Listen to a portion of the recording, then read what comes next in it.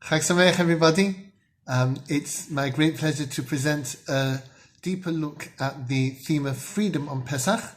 It's something which is often talked about and something that we celebrate with much gusto, but there is actually more to it than meets the eye. This being Judaism, we of course expect to find a lot of depth in what we're looking at, and the Nesiva Shalom, in his brilliant exposition of the freedom of Pesach, really opens our eyes to some great possibilities for ourselves, and also some of the hidden depths of the story of the Exodus. So I wanted to share all that with you, and I hope you enjoy it as much as I enjoy preparing, because I had the best time. Pesach, as we know, is described as Zman Cherusenu, the time of our freedom. The fact that we call it Zman Cherusenu, the time of our freedom, every year, means that it wasn't just a time of freedom when we left Egypt, but it's actually still a time of freedom every single year. And it's interesting for us to think about what our lives could have to do with the freedom that took place then. It was, after all, some 3,300 years ago, and we might well ask what it is about the freedom then that still endures to our own time. The Zohar says that the story of the physical slavery in Egypt was a physical representation of a deeper spiritual reality. The Egyptians constricted the Jews not only physically, but spiritually as well. In fact, the Hebrew name for Egypt, Mitzrayim, has a hint to this, because the word Meitzar means a narrow place. We say in Hallel, Min ha-Meitzar karasi yah, onari v'merchav yah. I called to God from a constricted place, and he answered me by making extra space for me. Meitzar means a constriction. Mitzrayim, the ayim ending, is a dual plural. Just like einayim is two eyes and oznaim is two ears, Mitzrayim is a double constriction. And perhaps this is what the Zohar is referring to, because Egypt was a place that constricted us not only physically, but spiritually as well.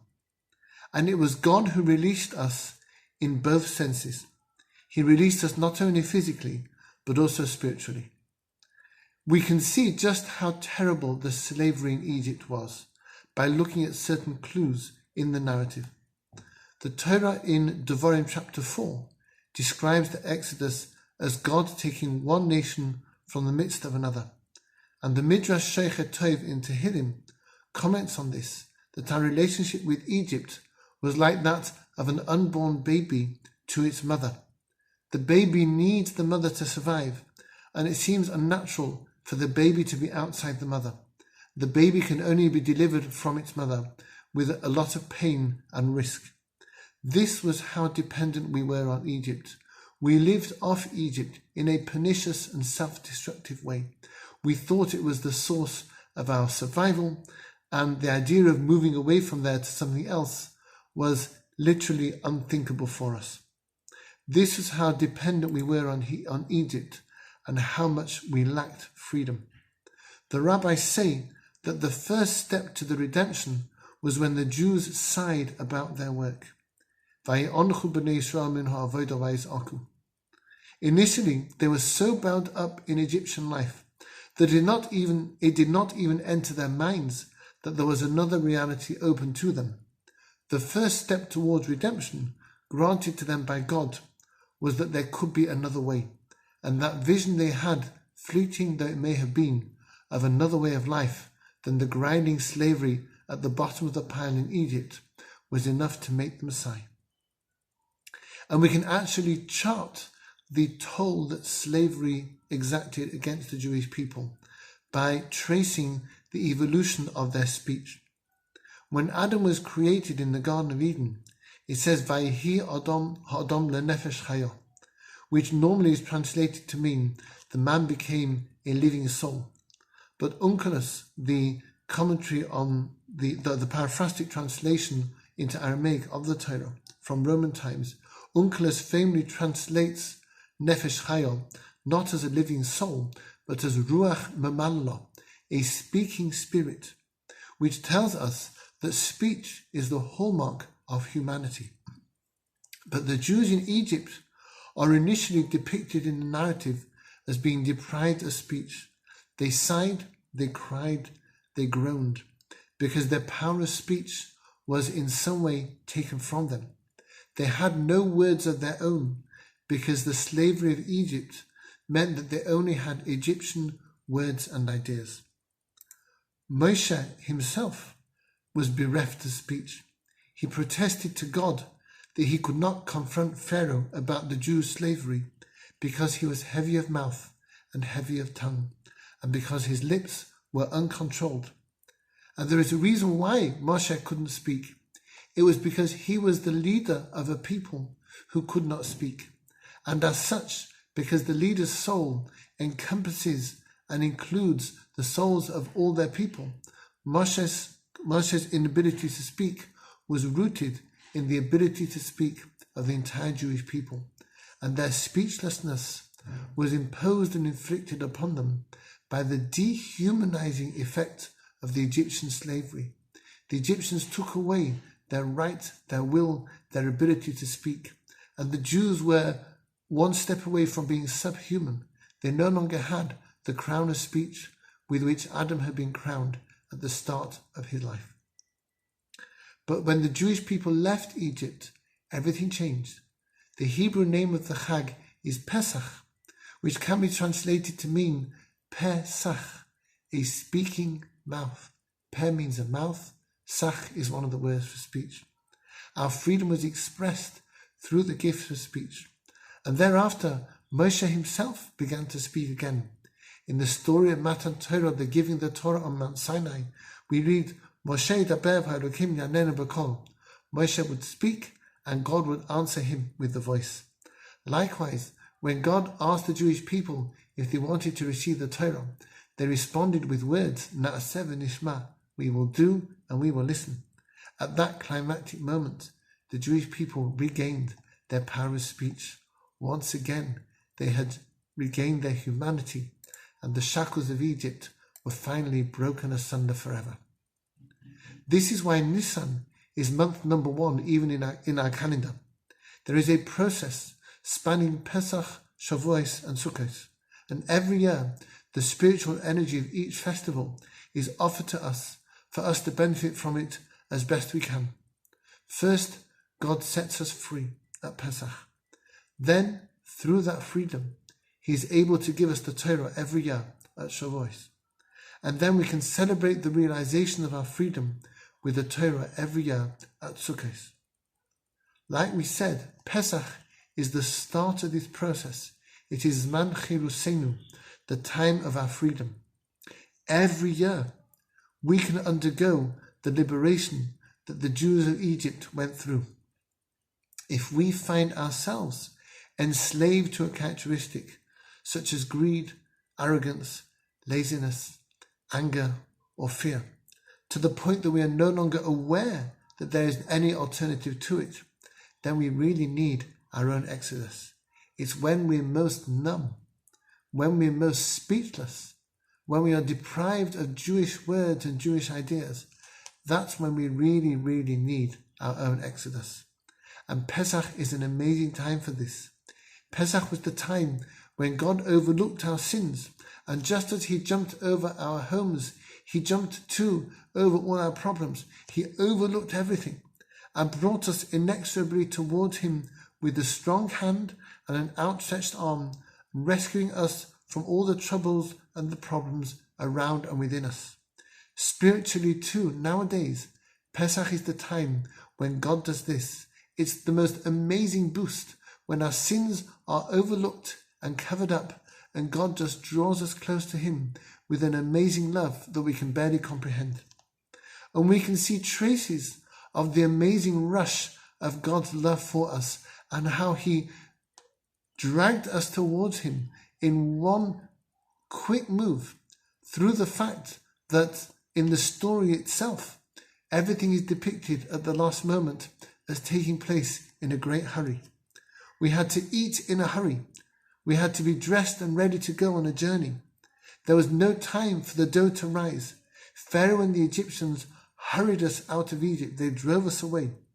All this turmoil and scurrying about at the last moment was a physical expression of the fast-track spirituality which God thrust upon us at Pesach and thrust upon us every year, because every year is Man Chirusenu, the time of our freedom.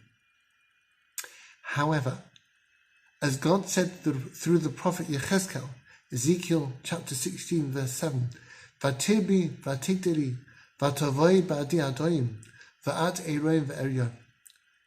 You grew, you multiplied, God says to the Jewish people. You became more and more beautiful, but you were naked and bare. We Jewish people, although God had drawn us close to him in love, in one amazing rush, and we achieved a spiritual progression in that moment that would normally take decades of work. We had done no work of our own, however, and we were bereft and exposed. What could we turn round to God and say, look, we did this? He did most of the work, at least at the moment of the Exodus. So, God gave us a job to do. He said, take a lamb, take the Egyptian god, and slaughter it in front of them. Show them that it is not a god after all. Be brave and strong. Trust in me. And daub that blood on your doorposts. And remember that this is the new life that you will live. You'll live fearlessly in me. You will be able to dare the discontent and the anger and the affront of the entire world when I tell you to do something. And the rabbis tell us that it wasn't only the blood of the Pesach lamb on that night, it was also the blood of Brit Milah, of circumcision, because all the Jewish men had a Brit done on that night when they left Egypt. And God says in that beautiful passage in Ezekiel, I passed over you, and I saw you wallowing in your bloods, and I said to you, live in your bloods, and I said to you, live in your bloods. These two bloods, doesn't say damech, your blood, damayich, your bloods. These bloods were the blood of the Pesach lamb and the blood of Brit Milah. This was a twin pledge that we made to God on that night. The Pesach lamb was an expression of faith.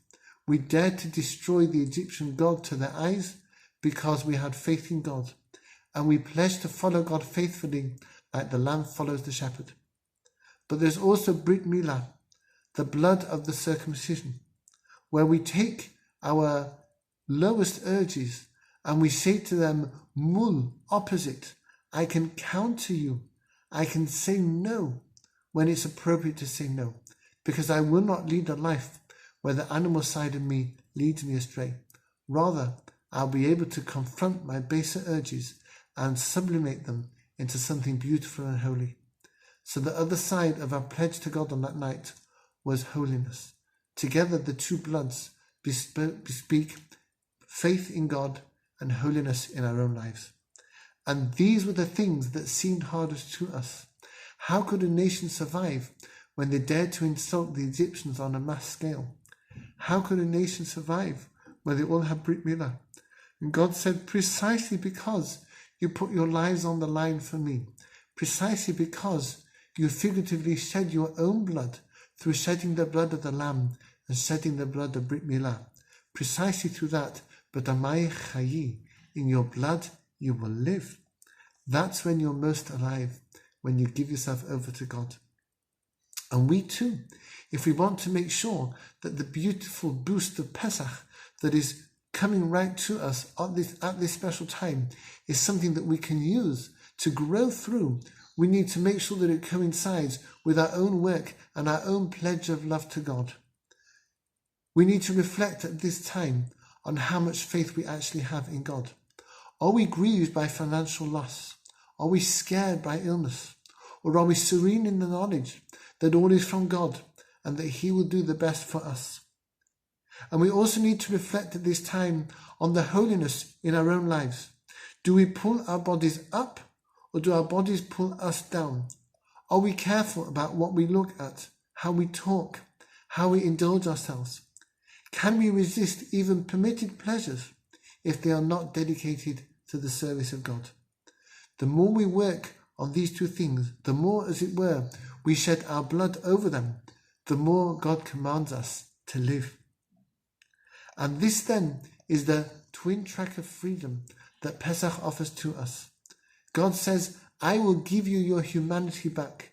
You may have been dehumanized by the world around you, but on Pesach, I draw you to me in one big rush, in one mighty hug of love. And I want you, says God, to respond in kind. I rush to you, you rush to me. Make a big effort. Trust me, says God. Love me. Sanctify yourselves. And that will be a real Pesach, a real freedom, where you'll be crowned with the speech of Torah, of prayer, of kind words to one another. And then this Man Cherusenu, this time of freedom, will not just be a memorial of freedom in the past, but a living freedom that we can savor and seize for ourselves. Thank you for listening. Chag Sameach to you all.